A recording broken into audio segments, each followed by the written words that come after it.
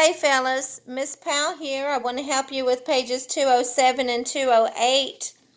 Let's look at the language of this assignment. This assignment is dealing with the word reasonable and dealing with the phrase appears true.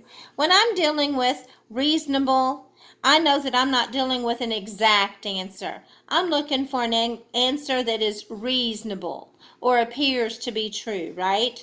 Let's look over at our example. It took Lewis 13 minutes to apply each coat of paint to a chair. After each coat, he waited 55 minutes for the paint to dry, which is a reasonable estimate of the time it took for him to have applied 3 coats of paint and for the chair to be completely dry. I want to work with numbers that are easier. That's why they say reasonable. I'm going to change this number to something to make my problem easier. 10 is easier than 13.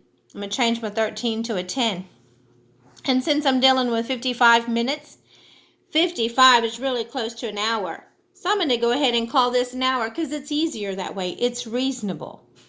Now I know that he's putting on 3 coats, so it's going to be 3 of these and 3 of these. Let's look back at our solution over here. It said round the 55 minutes to 60 and 13 minutes to 10. See how they made it easier? Then multiply your 60 times 3 and get 180, your 10 times 3 and get 30. Add those two answers together, those two products, and get 210. Then look down your answer choices, and there's a 210, so G is our reasonable answer on that one. You've got some more of these to work on. 208. Let's look at the next portion. Appears true. On this section, we're going to be dealing with lines and angles. Look at our example number 5. Which statement about trapezoid PQRS appears to be true?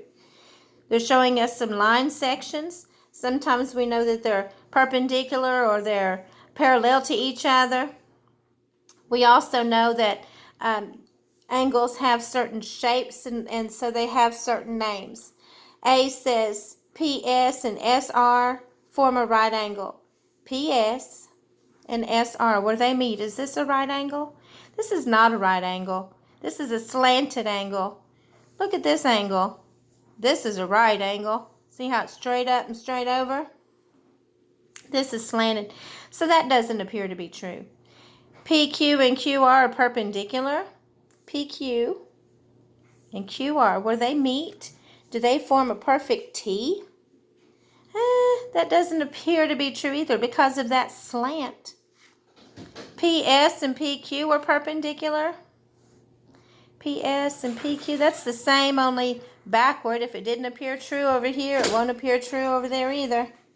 And then we're looking at PQ and SR, and we want to know, are they parallel? PQ and SR do run the exact same way from each other. They're a distance apart, but they're running in the same direction. It doesn't look like they're ever going to meet if they continue to go.